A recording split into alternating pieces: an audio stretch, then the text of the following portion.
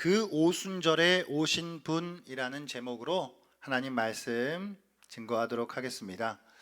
여러분, 한국 교회만 해도 여러 가지 교파가 나뉘어져 있습니다. 우리 교회가 속한 장로교도 있고요. 흔히 들으시는 침례교, 감리교, 성결교 등등등. 그 중에 이제 하나가 오순절 교회라고 하는 그런 이제 교파가 있습니다. 우리나라에는 이제 순복음 교회라든가 은혜와 진리 교회. 사실 이제 정확한 명칭은 하나님의 성회인데, 기독교 대한 하나님의 성회, 예수교 대한 하나님의 성회, 이렇게 좀 분류가 되는 그런 교파들이죠. 이제 오순절 교회라고 하면은 이제 보통 이제 우리가 쉽게 생각할 때 뭔가 이렇게 정말 뜨겁게 찬양하고 막 뜨겁게 기도하고 막 정말 열정적이고, 그리고 이제 오순절 교회 다니면은 기본적으로 방언 정도는 이게 기본으로 탑재해야 하는 그런 느낌의 그런 교파가 이제 우리가 보통 오순절 교파라고 부르는 것인데요. 이제 오늘 이 말씀 본문이 사실 이제 오순절 교파의 이제 성경적인 배경 가운데 가장 중요한 배경이 될 수 있는 그런 이제 오늘 본문입니다. 그래서 이제 오순절에 오셨던 그 성령의 강림, 이 사건, 그것을 이제 토대로 해서 오순절 이제 교회들이 그런 좀 특성들을 가지고 이렇게 또 나아가고 있는 것들을 우리가 보게 되는데, 오늘 이 말씀을 통해서 성령께서, 약속하신 성령께서 이 땅에 오셨어요. 예수께서 약속하신 그 보혜사 성령께서 이 땅 가운데 오셨는데, 그분이 언제 오셨는가? 바로 그 오순절 날에 이 땅에 오셨다라고 하는 것이죠. 그래서 그분이 어떻게 오셨는지, 언제 어떠한 방식을 통해서 오셨는지, 그리고 그 오심이 또 그 오순절의 오심이라고 하는 것이 어떠한 의미들을 좀 가지고 있는지, 나는 그런 것들을 오늘 함께 말씀을 통해 나누면서 우리에게도 성령의 충만한 임재를 오늘날에도 동일하게 주시는 그 성령을 통해 우리가 이 세상을 향해 나아가는, 또 예수의 증인으로 한 발자국 더 나아갈 수 있는 그런 은혜가 있기를 주의 이름으로 축복합니다. 축복합니다. 아멘. 네. 비가 오나요? 아니죠? 예. 자, 일단은 오순절이라고 하는 게 뭔가, 나는 그 명칭에 대한 좀 생각을 해보려고 하는데요.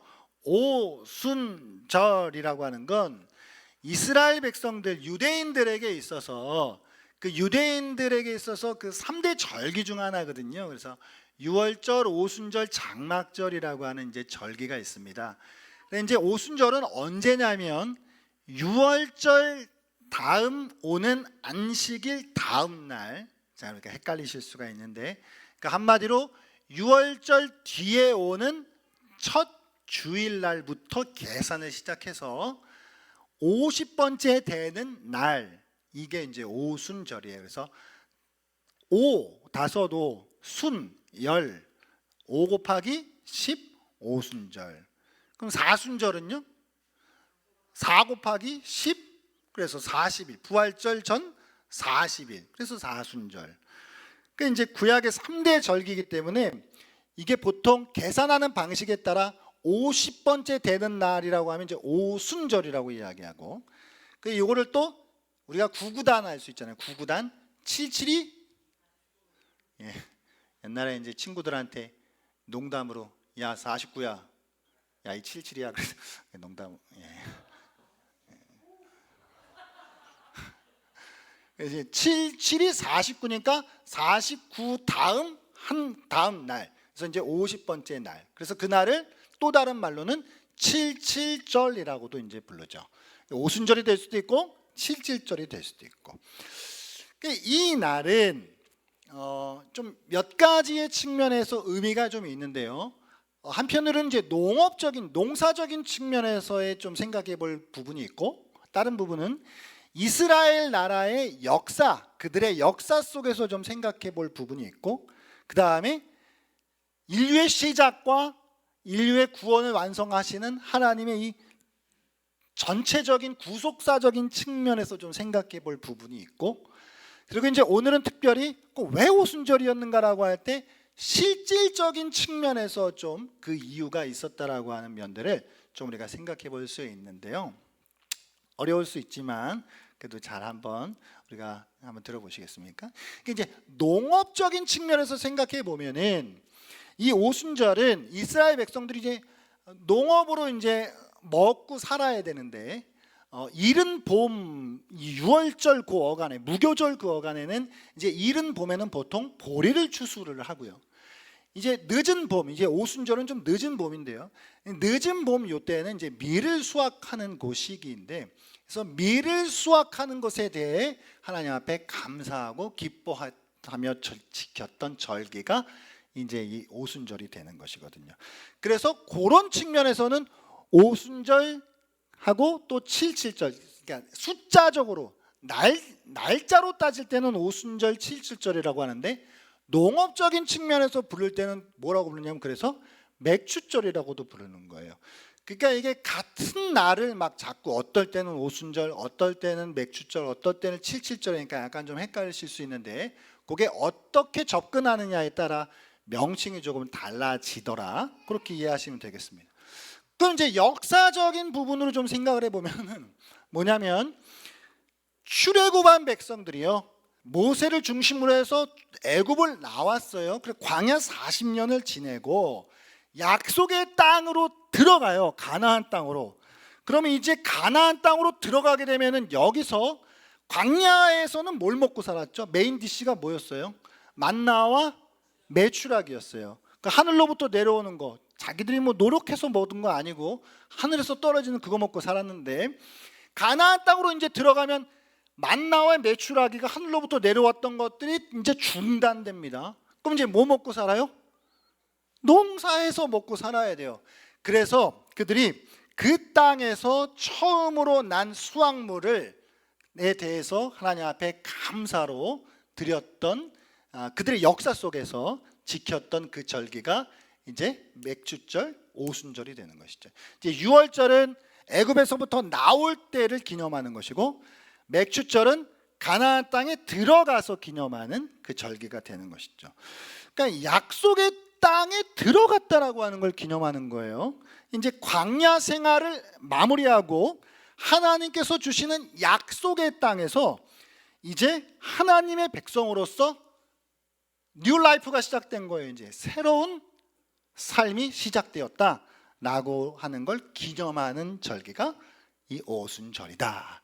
이스라엘의 역사 속에서 그런 의미가 있었더라. 그럼 이제 다음으로는 구속사적인 면에서 생각할 수 있는데요. 구속사는 타락한 인류를 하나님께서 구원해 가시는 전체적인 이야기가 구속사인데, 예수께서 부활하신 후에 약속하신 성령이 오신 날, 자, 그거를 이제 신약 시대로 넘어오게 되면, 이제 구약 때는 여러분 명칭이 하도 많으니까 좀 헷갈리실 텐데, 구약 때는 아까 오순절, 7.7절, 그 다음에 맥주절, 맥주절 아니고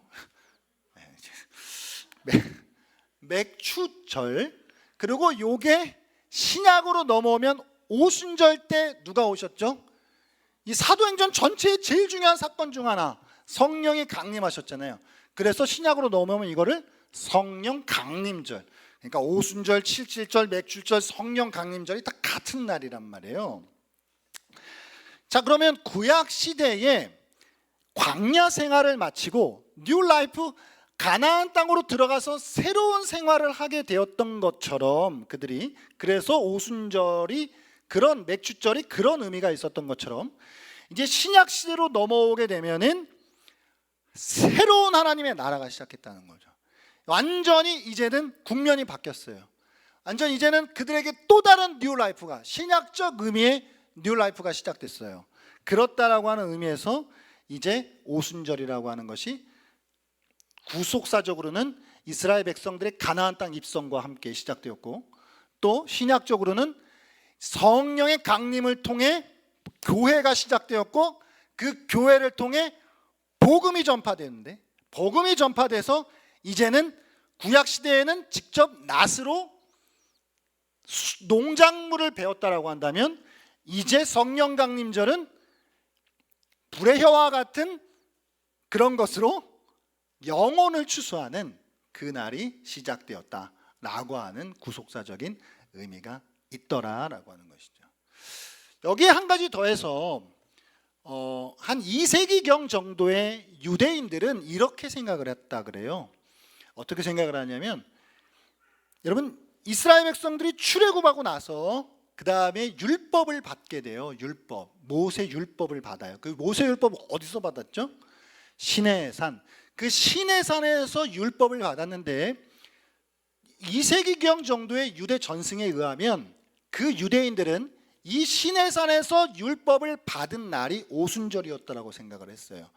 이게 확증적인 증거는 없지만 여러 가지 좀 그래도 개연성 있는 그런 이제 좀 증거들을 우리가 찾을 수 있는데, 그래서 결국 생각해 보시면 구약 시대의 시내산의 율법 수요와 그리고 신약 시대의 오순절의 성령 강림이 이렇게 연결되어질 수 있다라고 하는 측면에서 이제 전방위적인 이제 구속사적인 면을 우리가 생각해 볼 수 있는 것이죠.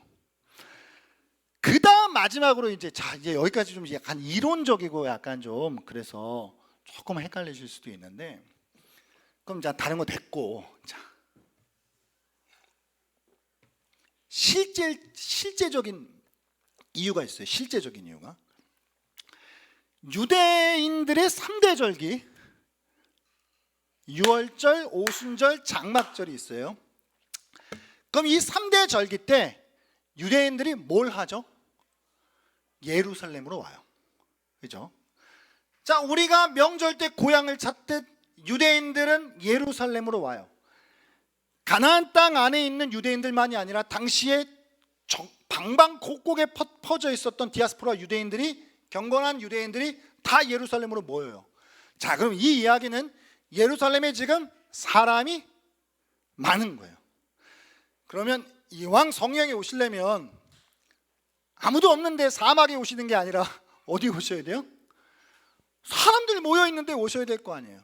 그래서 사람들 모인 데 오셔서 그걸 통해 그걸 목도한 사람들에 의해서 복음 전파가 더욱더 효과적으로 일어나야 될 거 아니에요. 그런 실제적인 좀 이유가 있더라. 그래서 예루살렘에 사람들이 많았을 거예요. 그 많은 상황 가운데 약속하신 성령이 오셨습니다. 자, 그러면 이쯤 우리가 당시의 상황을 한번 상상해 보기. 이건 성경에 기록되어 있지 않지만 그러나 충분히 그냥 여러 가지 이제 정황들로 우리가 좀 추론을 해볼 수 있는데 한번 이미지들 떠올려 보세요. 자, 사도행전 말씀해 보게 되면 120명 정도의 사람이 약속하신 성령을 기다리면서 뭘 했다고? 오로지 기도에 힘썼어요. 오로지 기도에. 이게 사실은 전통적으로 마가의 다락방이라고 하지만 사실은 100% 근거는 없어요. 마가의 다락방일 수도 있고 혹자들은 그게 성전의 어떤 방이었을 수도 있다라고 말하는데, 그건 이제 우리가 특정을 할 수는 없지만 아마도 어떤 집이었던 것 같아요. 그게 마가의 다락방일 수도 있고요. 그 집에서 120명이 되는 이 사람들이 기도에 이제 힘쓰고 있는 가운데 오순절이 되니까 성령이 이제 임하셨어요. 그들에게 성령이 임하니까 급하고 강한 바람 같은 소리가 막 들리고, 이거는 뭐 작게 들린 거 아닐 거 아니에요? 뭐 이렇게 들린 거 아니죠? 정말 막 쩌렁쩌렁하게 들렸을 거 아니에요? 그 다음 불의 혀 같은 것이 갈라지면서 각 사람 위에 머무는 거예요. 그리고 갑자기 이 사람들이 외국어를 막 구사하기 시작하는, 한 번도 배워보지 않았던 말들을 막 구사하기 시작하는 거예요. 그럼 이게 잘 생각해 보면은, 제가 진짜 옛날에 저 순복음교회 갔다 진짜 깜짝 놀랐거든요. 이 장로교랑 분위기가 너무 달라갖고 정말 뜨겁더라고요. 자, 그러면 자, 오순절 날 약속하신 그분이 오셨을 때 그 상황이 얼마나 뭐랄까요? 이게 정말 약간 누가 보면은 야 미친 거 아니야? 라고 생각할 정도였을 거 아니에요. 그렇잖아요. 그래서 말씀해 보면은 이걸 조롱하는 사람들이 야 저 인간들 세술에 취했다라고 할 정도로 약간 그게 누가 봐도 약간 이게 딱 티나는 그런 어떤 모습이었을 거잖아요. 맞죠? 그럼 그들이 기도하고 있는 방에 성령이 임하셔서 누가 봐도 약간 정말 정신 나간 사람처럼 약간 그런 사람들이 갑자기 막 거리로 튀어나가면서 그들이 그 예루살렘에 모였던 사람들이 그 사람들을 목도하기 시작했을 것이고, 그러면서 그들이 또 예루살렘 성전으로 아마도 들어가서 거기서 이 뒤에 나오게 되는 베드로의 설교가 선포되기 시작하고, 그때 이제 뭐 3천 명이 막 회심하는 이런 역사적인 일들이 이제 일어나는 거잖아요. 뭐 저는 뭐 이단이 아니잖아요. 지금 이거는 이제 이 성경에서 우리가 이렇게 상상할 수 있는, 정말 이 120명의 사람들이 정말 막 그 엄청난 어떤 모습들을 가지고 막 거리에 막 뛰어다니고 막 성전에 막 들어가고 그렇잖아요. 자, 그러면 오늘 이 말씀 속에서 우리가 다음으로 생각할 것은 무엇이냐면, 이 성령께서 어떻게 오셨냐라고 하는 것인데, 어떻게 오셨냐면요, 확실한 증거를 가지고 오신 거예요. 확실한, 누구도 아니라고 할 수 없는 방식으로, 누구도 아니라고 할 수 없는 방식. 세 가지 현상으로 나와요. 세 가지 현상으로. 자, 하나는 급하고 강한 바람 같은 소리. 다음 두 번째는 불 같은 혀. 그 다음 세 번째는 다른 언어로 이렇게 와요. 이게 세 가지가 딱 두드러진 현상이에요. 그럼 이거는 사실은 인간의 이 감각 중 귀와 눈과 입으로 온 거죠. 맞습니까? 소리라 그래. 바람이 아니라 바람 같은 소리예요. 그러니까 소리로 왔고 혀가 왔는데 불 같은 모양, 불 같은 것으로, 마치 그 옛날 모세가 불 붙는 떨기나무를 보았던 것처럼 불 같은 혀 모양으로 눈에 보이는 눈에 보이는 방식으로 왔다고요. 청각, 시각, 그리고 입술에 다른 언어를 구사하는 것을 통해.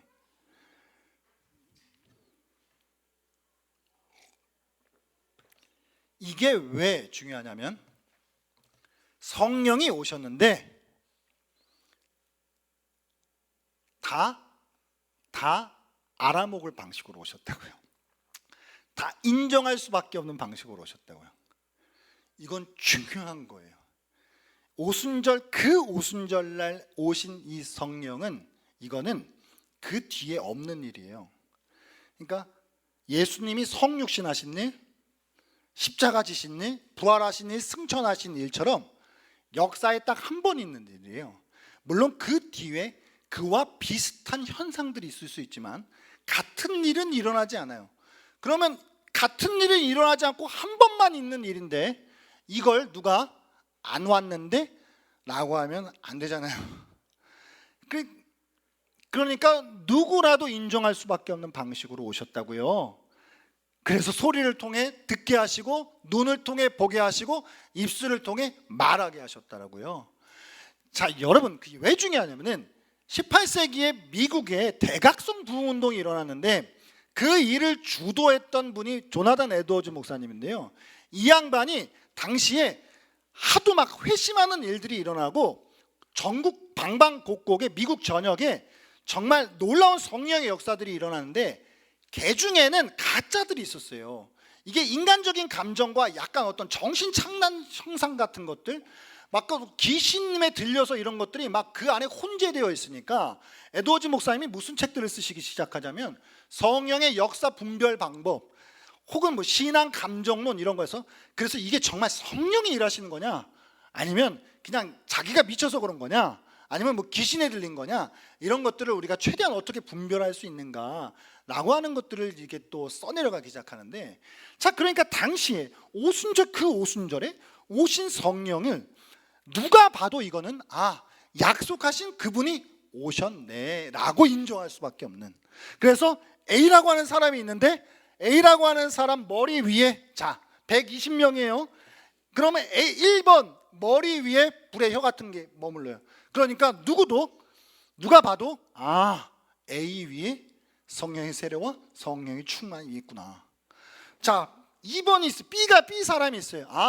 이 사람에게도 성령 세례와 성령 충만이 임했구나 라고 하는 걸 인정할 수밖에 없는. 그래서 이 사람들을 중심으로 해서 복음 전파가 이루어지는데 너 아니잖아 라고 말하지 못하는 거예요. 왜? 그날 그 시간 그 장소에서 다 봤거든요. 그래서 그 사람들을 중심으로 해서 복음 전파, 하나님의 나라가 더 힘있게 이루어지도록 하시기 위해서 눈에 보이는 방식으로, 귀에 들리는 방식으로, 누구도 인정할 수밖에 없는 기적적인 방식으로 성령이 오셨다는 것이죠. 할렐루야.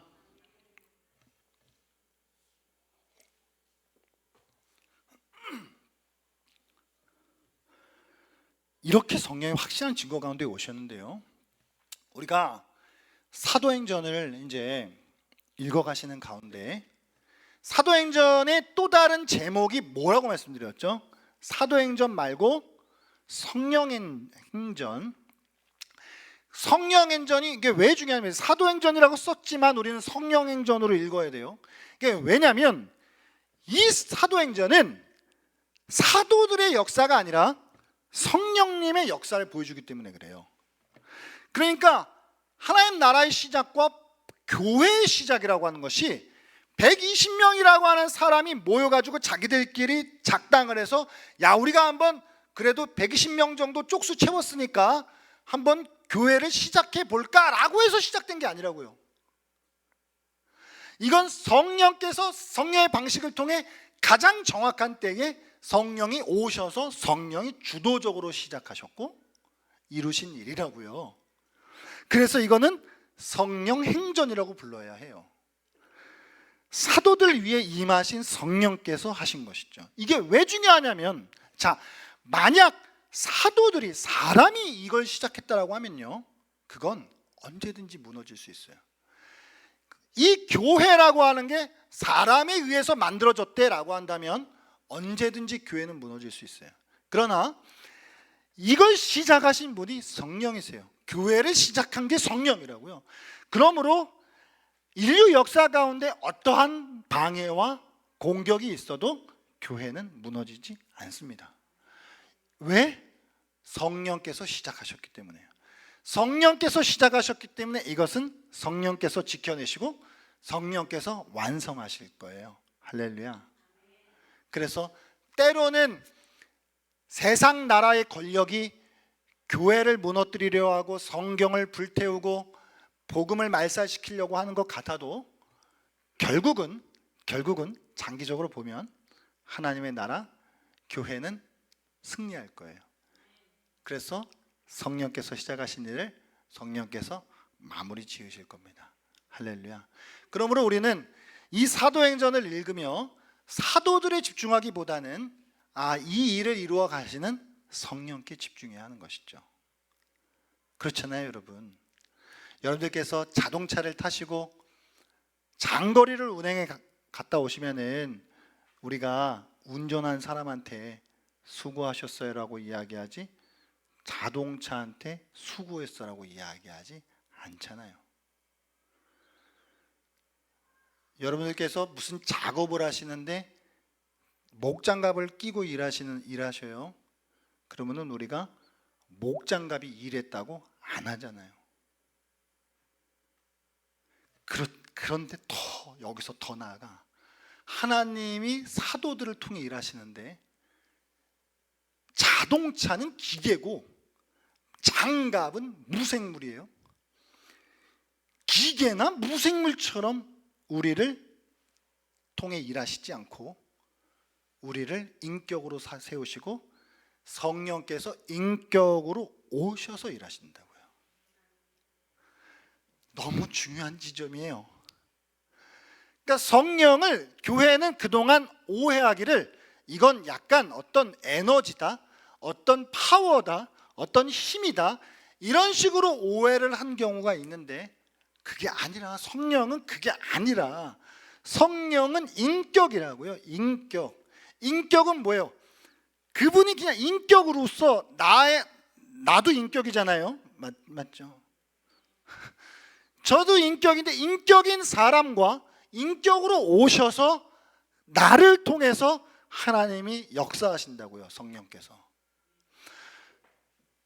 이 지점은, 그러니까 성령은 지금도 우리 안에 내주하고 계셔요. 믿으십니까?